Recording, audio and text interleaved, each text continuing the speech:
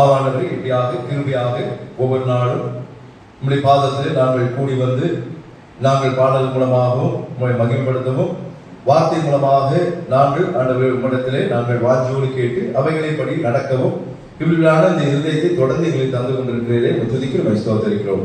இந்த நாளிலும் இந்த வார்த்தை மூலமாக என்னோடு பேசும், எங்களோடு பேசும். தவறுகளை நாங்கள் ஆராயும் போது இந்த தவறுகள் எங்கள் வாழ்க்கையில் இல்லாதபடி நாங்கள் ஆண்டவர் உமக்கு பிரியமாய் நடக்க இந்த தண்டனையிலிருந்து நாங்கள் தப்பித்துக் கொள்ள எங்களுக்கு கிருபை பாராட்டும். எல்லாவற்றையும் உடைய கரத்திலே கொடுக்கிறோம். நீ பேசும், நாங்கள் கேட்கிறோம். இயேசு மூலம் கேட்கிறோம், அன்புள்ள பிதாவே, ஆமென். ஹல்லேலூயா, ஹல்லேலூயா. கிருபையாக நாட்களே ஆண்டவர் தந்து கொண்டிருக்கிறார். பாதி நாட்களுக்கு மேல் கடந்து விட்டது. இன்னும் கொஞ்ச நாட்கள் தான் இருக்கிறது. ஒவ்வொரு நாளும் ஆண்டவர் தவறுகளும் தண்டனைகளின் தலைப்பிலே பேசிக் கொண்டு வருகிறார். நாம் வாழ்க்கையிலே யோசிக்காமல் இருக்கிற பல காரியங்கள் நம்முடைய வாழ்க்கையிலே அது போராட்டங்களை கொண்டு வருகிறது. தவறான காரியங்களாக அது முடிகிறது. யோசிக்காமல் அவசரமாக நாம் செயல்படக்கூடாது. இப்பொழுது ராஜாக்களுடைய தவறுகளை நாம் பார்த்து கொண்டிருக்கிறோம். அப்போ இந்த ராஜாக்கள் செய்த தவறுகளுக்கு காரணம் என்னவென்னா யோசியாமை தான். அவர்கள் யோசிக்காமல் கர்த்தருடைய காரியங்களிலே அவர்கள் சீர்பட்டு சரியாக செயல்படுத்தக்கூடிய நிலையில் இருக்கிற மக்கள் தேவனை விட்டு விலகி அவசரமாக எடுக்கிற முடிவுகள் தான் இவ்வளவு தண்டனைகளுக்கும் ஒரு காரணமாக இருக்கிறது. இந்த வாழ்க்கையில எந்த காரியமானாலும் ஆண்டவருக்கு இது சரியா என்று அவசரம் இல்லாதபடி யோசித்து செயல்படுத்தும் போது அதில் ஒரு ஆசீர்வாதங்களை கொண்டு வரும். ஒரு விதவை பெண் இருந்தால், அவளுக்கு கணவன் கிடையாது, ஒரே கை குழந்தை, ஒரு வயது குழந்தை. அவள் வேலைக்கு போக வேண்டும், வீட்டு வேலை செய்ய வேண்டும். அந்த குழந்தையை வேற யாருமே கிடையாது. ஆனா அவள் ஒரு குரங்கை வளர்த்து வந்தாள். நல்ல பெரிய குரங்கு அது. அது பாசமாக தன்னுடைய பிள்ளையாக அதை வளர்த்து வந்தாள். இவள் வெளியே செல்லும் போதெல்லாம் இந்த குழந்தையை இந்த குரங்கிடத்திலே ஒப்படைத்து விட்டு தான் செல்வாள். அவள் பார்த்துக் கொள்ளும் அந்த குரங்கு. அப்படியாகத்தான் அது வாழ்க்கையிலே அவர்கள் வந்திருக்காங்க. அது ஒரு வயசு குழந்தை. ஒரு நாள் இவள் தொட்டியிலே தூங்க வைத்து விட்டு குரங்கை அழைத்து, நீ இதை பார்த்துக்கொள், நான் தண்ணி கொண்டு வருகிறேன் என்று சொல்லி தன்னுடைய குடத்தை எடுத்துக்கொண்டு தண்ணீர் எடுக்க செல்கிறார். தண்ணீர் எடுக்க சென்று வரும்போது கொஞ்சம் நேரம் கடந்து விட்டது. ஆனாலும் தண்ணீர் கிடைத்தது. மறுபடியும் வீட்டு வாசல்ல வந்து பார்க்கிறேன். இவருக்கு ஒரு அதிர்ச்சி காத்திருந்தது. என்ன என்றால், குரங்கனுடைய வாசல்ல குரங்கு நின்றது. குரங்கனுடைய வாயில ஒரே ரத்த கரை, கையிலும் ரத்த கரை, உடம்பெல்லாம் ரத்தம். இவள் உடனே யோசித்தாள், ஐயோ, என்னுடைய குழந்தையை இந்த குரங்கு கொன்று விட்டது என்று சொல்லி அந்த யோசனைக்குள்ளே அவள் கடந்து சென்றாள். மற்ற இவள் எதையுமே யோசிக்காதபடி, இல்ல இந்த குரங்கு என் மகளை, என்னுடைய குழந்தையை கொன்று விட்டது என்று சொல்லி அவசரமாக என்ன பண்ணினாள், வந்து தான் கையில வைத்திருந்த அந்த குடத்தை, தண்ணீரோடு இருக்கிற குடத்தை எடுத்து தூக்கி அந்த குரங்கினுடைய மேலே தூக்கி போட்டாள். அது தலை நசுங்கி துடித்துக் கொண்டிருந்தது. உடனே உள்ளே ஓடி போனா, ஐயோ, என் குழந்தைக்கு என்ன ஆச்சோ என்று சொல்லி ஓடி பார்க்கிறா. குழந்தை தொட்டியிலே தூங்கி கொண்டிருந்தது. அப்போ கீழே பார்க்கிறா, ஒரு பெரிய பாம்பு, பெரிய பாம்பு துண்டு துண்டாக ரத்த சகதியோடு கிடக்கிறது. அப்பதான் இவன் யோசிக்கிறா, ஐயோ, நடந்தது என்னன்னு அவள் புரிந்து கொண்டார். இந்த குழந்தையை கொத்தும்படியாக பாம்பு வந்த போது, நான் வளர்த்த என்னுடைய குரங்கு இதை குழந்தையை காப்பாற்றும்படியாக அதை கொன்றபடியால் அதனுடைய ரத்தம் தான் வாயில கையிலாம் இருந்தது. ஐயோ, நான் அவசரப்பட்டு நான் ஓடிவிட்டேனே, குரங்கை கொண்டு விட்டேனே என்று சொல்லி ஓடி வாசல்ல போய் பார்க்கிறார். அது குற்றும் குறையுமாகவே துடித்துக் கொண்டிருக்கிறது. இவளை பார்த்த உடனே முடியாமல் கையை அப்படி தூக்கி அப்படி கும்பிட்டுட்டு அப்படியே செத்துச்சு. கண்ணீர் விடுகிறார், கதறுகிறார். ஐயோ, நான் அவசரப்பட்டு யோசிக்காமல் என்னுடைய குரங்கை நான் கொண்டு விட்டேனே, என்னுடைய குழந்தையை காப்பாற்றின குரங்கை நான் கொண்டு விட்டேனே, இனிமேல் வாழ்க்கையில இப்படிப்பட்டான அவசரமான செயலை செய்யக்கூடாது என்று சொல்லி ஒரு உறுதியோடு அவள் தீர்மானத்தை எடுத்தார் என்று இந்த கதையிலே சொல்லப்படுகிறது. கர்த்தருக்கு பிரியமானவர்களை, நாம் அவசரமாக செயல்படக்கூடாது. இந்த ராஜாக்களுடைய பிரச்சனையே அதுதான். தன்னுடைய சுயத்தை நம்பி, தன்னுடைய பலத்தை நம்பி அவர்கள் தன்னுடைய வாழ்க்கையிலே தவறுகளை செய்து கொண்டிருக்கிறார்கள். ஆதாம் ஏவாளை ஆரம்பித்து நேற்றைய தினத்திலே யோராம் ராஜாவுடைய தவறுகளை, தண்டனைகள் குறித்து நாம் ஆராய்ந்தோம். யோராம் ஒரு நல்ல ராஜாவாக இருந்தால் கூட அவன் நிறைய தவறுகளை அவன் செய்தான் என்று வாசிக்கிறோம். சகோதரர்களை அவன் கொலை செய்கின்றான். தவறான வழிகளிலே விக்கிரக ஆராதனையிலே மேடைகளை உண்டாக்கி அவன் நடந்தான். மக்களை பாவம் செய்ய அவன் தூண்டினான் என்று பார்த்தோம். நடந்தது என்ன? ஆண்டவர் சாபமிட்டார் அவளை, உங்களுடைய குடும்பம் வாதையால் மரிக்கும் என்று சொன்னார். கர்த்தர் அதுவரைக்கும் எதிரிகள் இல்லாத சூழ்நிலையிலே ஆண்டவரே எதிரிகளை எழுப்பினார். கொடிய வியாதி வந்தது, அந்த வியாதியிலே மரித்தான் என்று பார்த்தோம். அது மாத்திரமல்ல, ராஜாக்களுடைய கல்லறையில அவன் என்ன பண்ண வைக்க முடியல. தாவீதுடைய நகரத்தில் வைத்தார்கள் அவனுடைய சரீரத்தை. ஆனா ராஜாக்களுடைய அந்த கல்லறையில இந்த யோராம் ராஜாவுடைய சரீரத்தை வைக்காதபடி அவர்கள் செய்தார்கள் என்று வாசிக்கிறோம். தேவனுடைய மகிமையை அவன் இழந்து போனான், தேவனுடைய கிருபையை அவன் இழந்து போனான். இப்படிப்பட்டான இந்த யோராம் ராஜாவுடைய வாழ்க்கையில தான் நேற்று தினத்தில் பார்த்தோம். இதனுடைய தொடர்ச்சியாக நீங்க பார்க்கும்போது, நீங்க வாசிக்க கேட்ட 22ஆம் அதிகாரத்தில் நீங்க படிக்கும் போது தெரிஞ்சிருக்கும். ஒருவேளை இந்த யோராம் ராஜாவுக்கு பிறகு அகசியா என்கிறவன் தான் ராஜாவானான் என்று சொல்லி வேதம் சொல்கிறது. ஏனென்றால் இந்த 4ஆம் அதிகாரம் 3ஆம் வசனத்தை வாசிங்க, 1ஆம் வசனத்தை வாசிங்க, 22 வாசிங்க.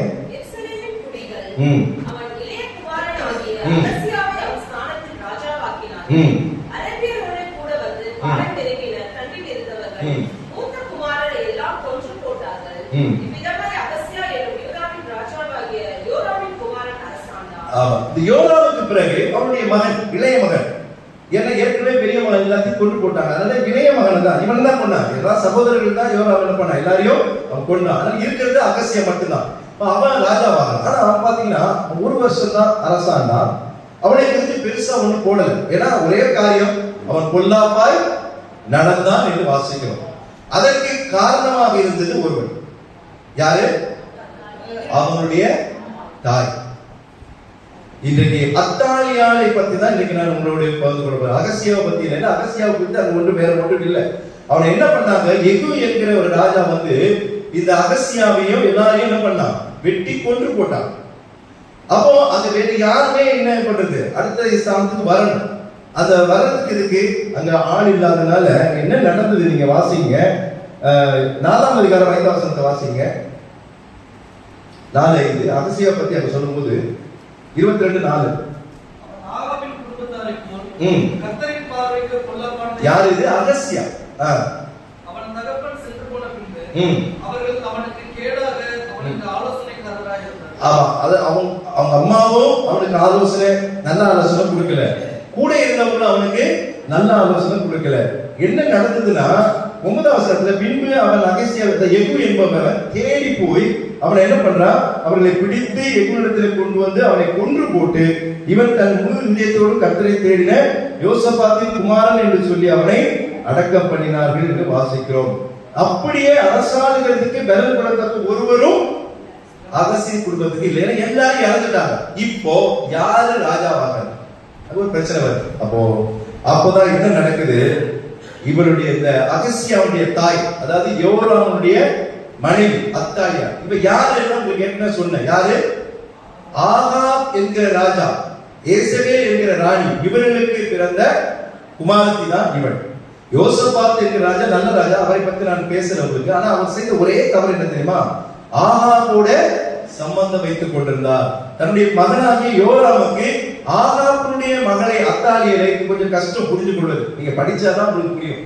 ஏன்னா அந்த வார்த்தையில சொல்லும் போது இதெல்லாம் உங்களால் விளங்கிக் கொள்ள முடியாது, ஏன்னா ஒரு குழப்பமான ஒரு சூழ்நிலையாக இருக்கும். ஆனா இப்போ அத்தாலி என்ன பண்ணிட்டா, 10ஆம் வசனத்தை வாசிங்க. அகசியாவின் தாயாகிய அத்தாலியா தன் குமாரன் இறந்து போனதை கண்டபோது அவன் எழும்பி யூதா குடும்பத்தில் உள்ள ராஜ வம்சமான யாவரையும் சங்காரம் பண்ணினான். 12ஆம் வசனத்துல, இவர்களோடு அவன் 6 வருஷமா கர்த்தருடைய ஆலயத்தில் ஒழித்து கொண்டிருந்தான். அத்தாலியா தேசத்தின் யூத இஸ்ரவேல் ராஜ்யத்துல ஒரே பட்டத்து ராணி யார் தெரியுமா? இந்த அத்தாலியா தான், வேற யாருமே கிடையாது. பெண்கள் யாருமே ஆளால சாக்கு, இவ மட்டும்தான் ராணியா. அதாவது ராணினா ஒரு இப்போ சவுல் இருப்பாரு, சவுளுடைய மனைவி ராணியாக கருதப்படுவார். தாவீது இருப்பார், தாவீதுடைய மனைவி ராணியாக கருதப்படுவார். அந்த ராணி இவர்கள் ராஜாவாக, பட்டத்து ராணியாக செயல்பட்டது இந்த யூத இஸ்ரவேல் வம்சத்துல இவ ஒருத்தர் தான். யாரு? அத்தாலியா. வேதம் அவளை குறித்து என்ன சொல்கிறதுனா, ரொம்ப, அதாவது தாவீதின் வம்சத்தை அழிக்க முயன்ற ஒரு பெண் தாவீது. ஏன்னா இவங்க வந்து ஆகாப் என்பவர் தேவனுக்கு விரோதமான ஒரு சந்ததி. அப்ப அந்த சந்ததியில வந்தவள் யோராமை அவன் கல்யாணம் பண்ணதுனால இந்த சந்ததிகளை ஒழித்து விட வேண்டும் என்று சொல்லி துணியாய் துணித்தவள் இந்த அத்தாலியா. வேதம் நீங்க படிச்சு பார்த்தா உங்களுக்கு தெரியும். ஆனா வேதாகமத்திலே கேவலமாக அறியப்பட்டிருக்கிற ஒரு பெண் உண்டு என்றால் இது அத்தாலியா இருக்கான். ஏன்னா நல்ல குணம் ஒன்று விட இப்ப எல்லாருக்குமே கெட்ட குணங்கள் நிறைய இருக்கும். நல்ல குணங்கள் ஒருவேளை 75% கெட்ட குணம் இருந்தா கூட 25% இவளுக்கு ஒரு நல்ல குணம் கூட கிடையாது. ரொம்ப பெருசா இவளை பத்தி சொல்லாவிட்டாலும் வேதத்தின் அடிப்படையிலே கேவலமான ஒரு பெண்ணாக இந்த அத்தாலியார் கருதப்படுகிறார். இவளுடைய வாழ்க்கை எல்லாம் என்ன தெரியுமா? தாவீதினுடைய வம்சம் மீண்டும் அரசுக்கு வரக்கூடாது. ஆனா ஆண்டவர் ஒரு உடன்படிக்கை பண்ணினார். நான் உங்களுக்கு நேற்றே சொன்னேன். என்ன சொன்னார்? தாவீதின் வம்சத்தை அவர் அழிக்க விட மாட்டார். ஏன்னா அந்த வம்சத்துலதான் யார் பிறக்கணும்? இயேசு கிறிஸ்து பிறக்கணும். அப்ப அந்த வம்சத்தை ஆண்டவர் அழிக்க விட மாட்டார். ஒரு மனுஷன் ஆண்டவர் விரோதமாக ஒன்றும் செய்ய முடியாது. ஆண்டுடைய திட்டத்தை யாருமே தடுக்க முடியாது. இந்த அத்தாலியாருடைய இந்த காரியங்கள் அகசியாவுடைய சாவுக்கு காரணம். யோராமுடைய மகன் அகசியா 1 வருஷம் தான் அரசாண்டான், வாலிப வயது. என்ன நடந்தது? அவன் சாவுக்கு காரணம் அத்தாலியார் தான். ஏன்னா சரியா வளர்க்கல. சரியா சொல்லி சொல்லி நல்லது சொல்லி, நான் அடிக்கடி சொல்லிக்கிறேன், பிள்ளைகளை நான் நல்லது சொல்லி சொல்லி சொல்லி வளர்க்கணும். ஏன்னா இன்னைக்கு பிள்ளைகள் கெட்டு போவதற்கு நிறைய காரணம் இருக்கு, நிறைய சான்சஸ் இருக்கு, வாய்ப்புகள் அதிகமா இருக்கு. நம்முடைய ஆணுடைய பிள்ளைகளை வளர்ப்பதில் ரொம்ப ஜாக்கிரதையா வளர்க்கணும். ஆனா இந்த அத்தாலியர் கொஞ்சம் கூட பிள்ளைகளை சரியா வளர்க்கல. அதனால வேதத்திலே அவள் அறியப்படுகிற காரியம் ஒரு கேவலமான பெண்ணாக அறியப்படுகிறார். சரி, இப்போ இவள் செய்த தவறுகள் என்ன? முதல் காரியம் 22ஆம் அதிகாரம் ஏற்கனவே வாசித்த பகுதிதான், 3 நாள்ல வாசிக்கிறோம். அகசியா ராஜா ஆகாப் குடும்பத்தாரின் வழிகளில், இவன் யாருடைய வழியில் நடக்கணும்? தாவீதின் வழியில். நீங்க எல்லா நல்ல ராஜாக்கள்லாம் நீங்க அந்த வார்த்தை வரும், என்ன வரும்? தாவீதின் வழிகளில் நடந்தான் என்று வரும். ஆனா இவன் யாருடைய வழியில் நடந்தா? ஆகாபுடைய வழி. அது தேவனுக்கு விரோதமான வழி. இந்த வழிகளில அகசியா நடப்பதற்கு காரணம் யாரு? அப்போ மகனை பொல்லாத வழியில் நடத்தின கொடூர காரியங்கள், அதுதான் அர்த்தம். ஏன்னா மகன் இப்படி வளர்க்கப்பட்டால் மகன் கண்டிப்பாக தேவன் தண்டிப்பார் அவனுக்கு தெரியும். அவளுடைய எண்ணம் எல்லாம் இதோடு யூத ராஜ்யம் ஒழித்துவிட வேண்டும் என்ற எண்ணம் தான். அதனால அகசியாவை அவன் நல்ல வழியில நடக்கல. நீங்க 4ஆம் வசனத்துல பாத்தீங்கன்னா, அவன் ஆகாபின் குடும்பத்தாரை கூட கர்த்தரின் பார்வைக்கு பொல்லாப்பானதை செய்தான். அவன் தகப்பன் சென்று போன பின்பு அவர்கள் அவனுக்கு கேடாக அவருடைய ஆலோசனைக்காரர்கள் இருந்தார்கள். இவ்வளவு கொள்ளாத ஆலோசனையை சொன்னார். கூட இருந்தவர்களையும் ஆலோசனையாக வைத்துக் கொண்டார். அவர் செய்த மிக பெரிய தவறுகள். பிள்ளைகளை வளர்ப்பிடல. அதுவும் தகப்பனை விட தாய்க்கு நிறைய பங்கு இருக்கு. ஏன்னா நிறைய நேரம் அவர்களோடு பிள்ளைகளோடு இருப்பவர்கள் தாய் தான். இப்ப வளர்ப்பு ரொம்ப முக்கியம். இங்க ராஜாவை ரொம்ப பேசப்படல யோராம் பத்தி. ஆனா அத்தாலியா ஏற்கனவே யோராம் ராஜாவுடைய அழிவுக்கு காரணமும் இந்த அத்தாலியா தான். தன்னுடைய கணவனுடைய அழிவுக்கு காரணமும் இவள் தான். தன்னுடைய மகனுக்கு அழிவுடைய காரணமும் இவள் தான். என்ன நடக்குது? எகு என்கிற ராஜா அகசியாவை கொண்டு போடுகிறான். இப்போ இது நடந்த பிறகு இவளுக்கு ஒரு கோபம். என் மகனை அகசியாவை 1 வருஷத்துல கொண்டு போட்டு விட்டானே என்று சொல்லி இவன் என்ன பண்றா? 10ஆம் வசனத்தை வாசிங்க. 22:10. அத்தாலியா அவள் எழுப்பி ஏன் யூத வம்சத்தை யாரையும் எல்லாரையும் அவள் சங்காரம் பண்ணினா? அதற்கு பிறகு யூத ராஜ்யம் எழுப்பக்கூடாது. எவ்வளவு நல்ல எண்ணம் இல்ல? எல்லாரையும் யாராவது இருந்தாங்களோ, சித்தப்பா பையன், பெரியப்பா பையன், எந்த இது, ஏன்னா அகசியோட முடியுது. ஆனா நடந்தது இருக்குமா? கர்த்தர் அப்படிலாம் விட மாட்டேங்க. அப்படி வெட்டி போட இருக்கையில தான் என்ன நடக்குது? யோவாஸ் என்கிற அந்த சந்ததியில் வந்த ஒருவனை இந்த அத்தாலியனுடைய சகோதரி, நீங்க அதை படிச்சு பார்க்கணும். நீங்க 22ஆம் முழு வீட்டுல போய் படிச்சு பார்த்தா தெரியும். சகோதரினா ஆகாபுக்கு பிறந்தவங்க கிடையாது, வேறொரு மனைவிக்கு பிறந்தவள். அது பேர் தான் அங்க போட்டிருக்கிறது. யோவி யோசேக்கியா அவள் பேர். அவ என்ன பண்றா தெரியுமா? யோவகாசை ஒழித்து வைக்கிறார். இவனுக்கு யாராவது இறந்தாலும் தெரியும், எல்லாரும் வெட்டி போட்டாச்சு, எல்லாரையும் சங்காரம் பண்ணாச்சு நினைச்சுட்டு இருந்தா. ஆனா கர்த்தர் ஒரு ஆளை எழுப்பினார். இந்த யோசேக்கியா அவ என்ன பண்ணா? யோவாசை என்ன பண்ணா? ஒழித்து வைத்தார். எத்தனை மாதம்? 12 வருஷத்துல 6 மாதங்கள் இவர்களோடு அவன் 6 வருஷமாய் கர்த்தருடைய எங்க ஒழிச்சு வச்சா? ஆலயத்தில் ஒழித்து. வீடுகள்லாம் வச்சா கண்டுபிடிச்சிருவாங்க. அதனால ஆலயத்தில் ஒழித்து வைத்து அது பார்த்தான். அப்பதான் அத்தாலியர்கள் பண்ணா, யாருமே இல்லை, இன்னைக்கு நான் தான் ராஜா அப்படின்னு சொல்லி என்ன பண்ணா, தேசத்தை ராஜ்யபாரம் பண்ண ஆரம்பித்தார். அவர் செய்த தவறு, அவர் மகனை கொள்ளாத வழியில் நடத்தினார். 2வது ராஜ வம்சத்தை பிள்ளைகளை கொலை செய்தார். இது 2வது தவறு. 3வது என்ன நடக்குது பாருங்க. ஆலயத்தின் காரியங்களை அந்நிய தெய்வங்களுக்கு அவர் கொடுக்கிறதை பார்க்கலாம். 24ஆம் அதிகாரம் 7ஆம் வசனத்தை வாசிங்க. தேவனுடைய ஆலயத்தை பலவந்தமாய் திறந்து கர்த்தருடைய ஆலயத்தில் பிரதிஷ்டை பண்ணப்பட்டவர்களை எல்லாம் பாகால்களுக்காக செலவு பண்ணி போனார்களே என்றார். பாத்தீங்களா?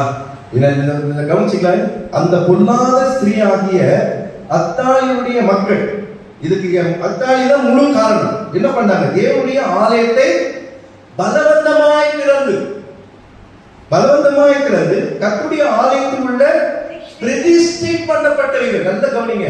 ஆண்டவருக்கு என்னென்ன கோபம் அடையக்கூடிய காரியமோ அதை எல்லாம் தாலியா செய்தார். அவ மட்டும் செய்யல, அவளை சார்ந்த மக்களும் செய்கிறார்கள். என்ன நடக்குது? எல்லாவற்றையும் யாருக்கு செலவு பண்ணாங்க? பாகால் என்ற தெய்வத்துக்கு செலவு பண்ணாங்க. பாகால் கர்த்தர் வெறுக்கிற விக்கிரக தெய்வமாக கருதப்பட்டது. பாகால்கள் அது ஒரு தெய்வம். அந்த தெய்வங்களுக்கு ஆண்டுடைய ஆலயத்தில் இருக்கிற பொருட்களையும் பிரதிஷ்டை பண்ண காரியங்கள் எடுத்துக்கொண்டு போய் செலவு பண்ணினா என்று வாசிக்கிறோம். யோசிச்சு பாருங்களேன். அத்தாலி எவ்வளவு ஒரு பொல்லாத ஒரு ஸ்திரீயாக அவர் இருக்கிறார் என்று வாசிக்கிறோம். கர்த்தர் இதை வெறுக்கிறார்கள். ஆலயத்துக்குரிய காரியங்களை ரொம்ப ஜாக்கிரதையாக இருக்கிறோம். இன்னைக்கு துணிச்சு என்னென்னமோ செய்யறாங்க. அது யாரா இருந்தாலும் ஆலயத்து காரியங்களை நாம் அசட்டை பண்ணும்போது கர்த்தர் நிச்சயமாக பெரிய தண்டனை நமக்கு தருவார். இவள் ஒரு கொடூரக்காரியாக, ஒரு கொலைக்காரியாக, எல்லாவற்றும் மேலாக ஆலயத்திற்கு எல்லா பொருட்களையும் கொண்டு போக உதவி செய்யும்படியான ஒரு ராஜாவாக, ராணியாக இவள் இருந்தால் என்று வாசிக்கிறோம். இவ்வளவு கொடுமை செய்தார் இந்த அத்தாலியால ஆண்டவர் வெற்றுவாரா? நடந்தது என்ன தெரியுமா? தண்டனை பார்த்துடலாமா? என்ன நடக்குது? முதல் காரியம், அவருடைய ஆசை நிறைவேறவில்லை. அதுதாங்க இவருடைய ஆசைனா என்னது? ஏற்கனவே சொன்னேன், தாவீதுடைய வம்சம் மீண்டும் வரக்கூடாது. ஆனா கர்த்தர் என்ன பண்ணி தெரியுமா? நீங்க யூதா வம்சத்தை அவன் அழிக்க நினைத்தான். ஆனா என்ன நடக்குது? யோவாசை யோய்தா என்கிற ஒரு ஆசாரியன் வந்து அபிஷேகம் பண்ணி வைக்கிறார். யாராக? ராஜாவாக பண்ணி வைக்கிறார். இதை நீங்க 2 நாளாகவும் 23ஆம் அதிகாரம் 10ஆம் வசனத்தை வாசிங்க. அவர்கள் தங்கள் ஆயுதங்களை கையிலே பிடித்துக் கொண்டார்களாய். ஆலயத்தின் வலது பக்கம் தொடங்கி ஆலயத்தின் இடது பக்கம் மட்டும் பலிபீடத்திற்கும் ஆலயத்திற்கும் எதிரே ராஜாவை சுற்றிலும் நிற்க ஜனங்களை எல்லாம் நிறுத்தினார். பின்பு ராஜகுமாரனை வெளியே கொண்டு வந்து, யார் ராஜகுமாரன்? யோவாஸ். இது யாருக்கு தெரியாது? அத்தாலியாவுக்கு தெரியாது. இவன் உயிரோடு இருக்கிறானே தெரியாது. ஆனா இங்க ஒரு காரியம் நடந்துகிட்டு இருக்குது. இவளுக்கு தெரியாமே நடந்துகிட்டு இருக்கு. ஒரு ராணியா இருக்கிறாங்க. ஒரு தேசத்துக்கு எல்லாம் அவதான் அவளுக்கு அப்புறம் ஆலயம் கிடையாது நினைச்சுட்டு இருக்கலாம். ஆனா கர்த்தர் ஒரு பக்கமா அவளுக்கு விரோதமாக காரியங்களை செய்து கொண்டிருக்கிறார். கர்த்தருடைய காரியத்தை ஒவ்வொன்றும் தடை செய்யவே முடியாது. கர்த்தர் ஒண்ணு நினைச்சிட்டாருன்னா அது நன்மையோ தீமையோ நம்முடைய வாழ்வில் அது நடக்கும். கண்டிப்பா நிறைவேறும். ஆண்டவர் உடன்படிக்கை பண்ணிட்டாரு. இயேசு தாவீதின் வம்சத்திலே பிறக்க வேண்டும். அப்ப இந்த அகசியாவுக்கு பிறகு, அத்தாலியாவுக்கு பிறகு அவருடைய வம்சம் தான் வரணும். அப்ப என்ன நடந்ததுங்க? யோவாசை இந்த யோய்தா என்கிற தீர்க்கதரிசி ரொம்ப சிறந்த தீர்க்கதரிசிங்க. இந்த யோய்தா என்கிற, நீங்க 1ஆம் வசனத்துல 7ஆம் வருஷத்துல யோய்தா திடன் கொண்டு 100 பேருக்கு அதிகமில்லாதே சொல்லி அப்படியே நான் வாசிக்கும் போது அவனை குறித்து வேதம் என்ன சொல்கிறது என்றால்,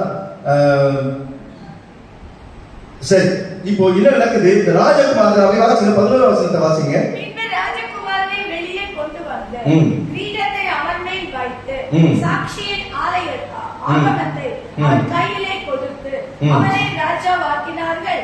யோய்தாவும் அவன் குமாரரும் அவனை அபிஷேகம் பண்ணி ராஜா வாழ்க என்றார்கள். இப்போ யார் ராஜா? யோவாஸ் தான் ராஜா. அத்தாலியல் கிடையாது. ஏன்னா இது அவனுக்கு தெரியாது. இதை செய்தது யார் தெரியுமா? ஆண்டவர். அதை யார் மூலமா செய்ய வைத்தார்?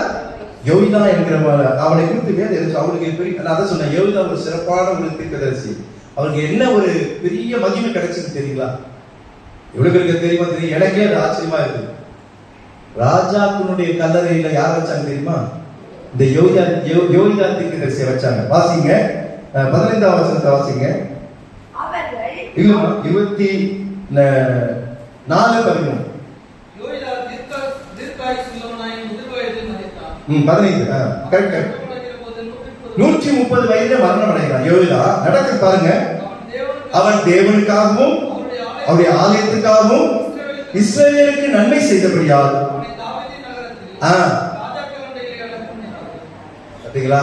யாரு ராஜாக்களுடைய கல்லறையில் யாரு ஆட்சி செய்யணும்? யாரு சரியா வைக்கப்படணும்? ராஜாக்கள் தான். ஆனா எவ்வளவு பெரிய கிருபை பாத்தீங்க, எவ்வளவு பெரிய மகிமை. ராஜாக்கள் யோராம் ராஜாக்கள் கிடைக்கல, ஆனா யாருக்கு கிடைச்சது? யோய்தா தீர்க்கதரிசி கிடையாது. ஏன்னா ஆலயத்தின் மேலேயும் ஆண்டவர் மேலேயும் அவ்வளோ ஒரு வாஞ்சி உடையவனாக இருந்தான், நேர்மை உடையவனாக இருந்தான். தவறு என்று சொல்லப்படுறது. ஆகவே இந்த யோய்தா தான் யார ராஜாவாக்கிறார்? யோவாசை ராஜாவாக்கிறார். அது இவனுடைய ஆசை நிறைவேறாமல் போனதுங்க. அது மட்டும் இல்லாம அப்பதான் சம்பவம் நடக்குது. 2 நாளாகமம் 22:12 வாசிங்க. 23:12 வாசிங்க. ஜனங்கள் ஓடி வந்து, அப்போ என்ன நடக்கும் உங்களுக்கு தெரியும். ராஜா ஆயிட்டாருன்னா ஜனங்கள் என்ன பண்ணுவாங்க? கத்துவாங்க, ராஜா நீ வாழ்க, ராஜா நீ வாழ்க. கத்துவாங்களா கத்த மாட்டாங்களா? அது ஜனங்கள் அத்தாலியால விரும்பவே இல்லை. தேவனுடைய ஜனங்கள் ஒரு கூட்டம் விரும்பிச்சு. ஏன்னா அவர்களிடத்திலே அந்த ஆலோசனைக்கு கீழ்ப்படிந்திருந்த மக்கள் விரும்பினார்கள். ஆனா நிறைய மக்கள் தேவனுக்கு விரோதமாக இந்த அத்தாலியால விரும்பல. அப்ப யோவாஸ் ராஜாவானது அவங்க ரொம்ப சந்தோஷம். ஜனங்கள் ஓடி வந்து ராஜாவை புகழுகிற சத்தத்தை யார் காதுல கேக்குது? அப்பதான் அவளுக்கு புரியுது, என்னடா நடக்குது இங்க. நான் ஒரு ராஜாவாக, நான் ஒரு ராணியாக இருக்கிறேன், நான் தான் பட்டத்து ராணி.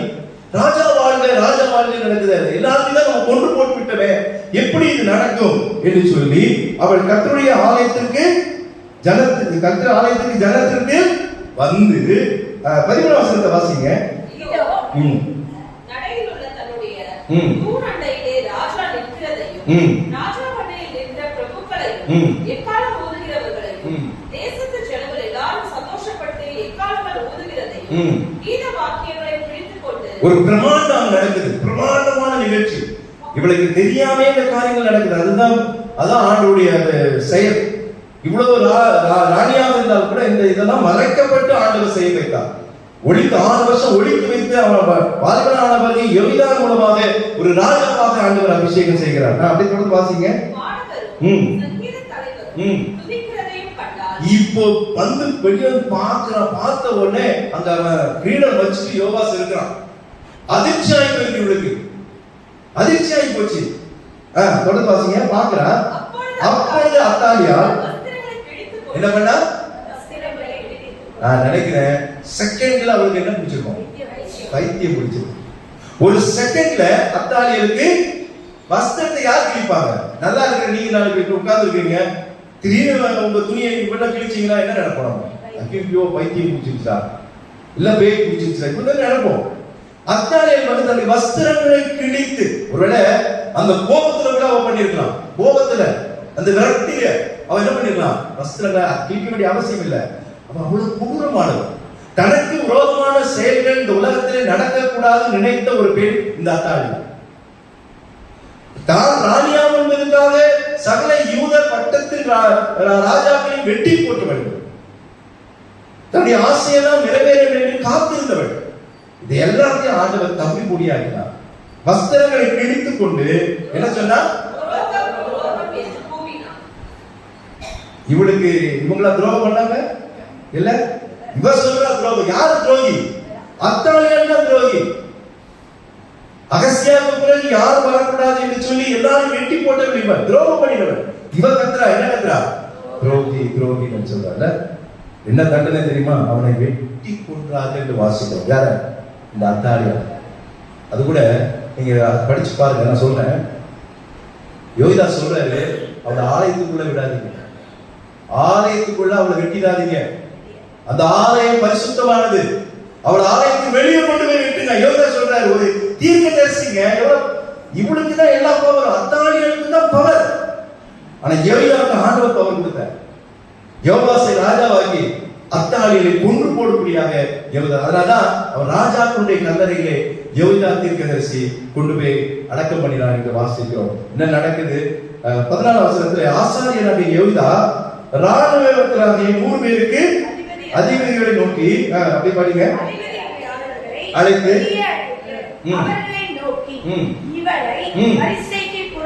வரிசைக்கு புறமே கொண்டு போங்கள், பட்டயத்தால் வெட்டி போடுங்கள் என்றார். கர்த்தரின் ஆலயத்திலே அவளை கொன்று போடாதீர்கள் என்று ஆசாரியர் சொல்லியிருந்தார். அவ்வளவு மட்டும் இல்லங்க, அவன் கூட இருந்து கொள்ளாத ஆலோசனை எல்லாம் சொல்லி கொண்டிருந்த பிரபுக்கெல்லாம் ஒரு சிலர் இருக்காங்கல்ல, எல்லாரையும் என்ன பண்ணு, வெட்டி போட்டு. எங்க போடு? வெளியே, ஆலயத்துக்கு வெளியே. ஏற்கனவே சொல்லி வச்சுட்டான் இந்த ஆசாரியர், 7 ஆசாரியர் இவ்வளவு உள்ள. ஏன்னா அவள் தகுதியற்றவன். ஆலயத்திலே எல்லாருமே போறாங்க. ஆனா ஆலயத்தினுடைய காரியங்களை எல்லாத்துக்கும் பாகால்கள் கொடுத்த வேண்டும். அவருடைய ஆலயத்திலே இவருடைய ரத்தம் சிந்தப்படக்கூடாது என்பதற்காக வெளியே எடுத்துக்கொண்டு போய் அவரை கொல்லுங்கள் என்று சொல்லி அங்கே கட்டளையிடுகிறதை நாம் பார்க்கிறோம். நடந்தது என்ன? 15 வசனத்துல அவர்கள் அவளுக்கு, அதாவது துரத்துறாங்க. நடக்கிறது என்னன்னா துரத்துறாங்க, ஓடுறா. இவதான் எல்லாரையும் துரத்திக்கிட்டு இருந்தா ஒரு சூழ்நிலையில. இன்னைக்கு அத்தாலியால ஜனங்கள் துரத்துறாங்க. யாரு? யோகிதா வைத்திருந்த வீரர்கள் கையில பட்டயத்தை வைத்துக் கொண்டு துரத்துகிறார்கள். அவனோடு சேர்ந்தவர்களும் ஓடுகிறார்கள்.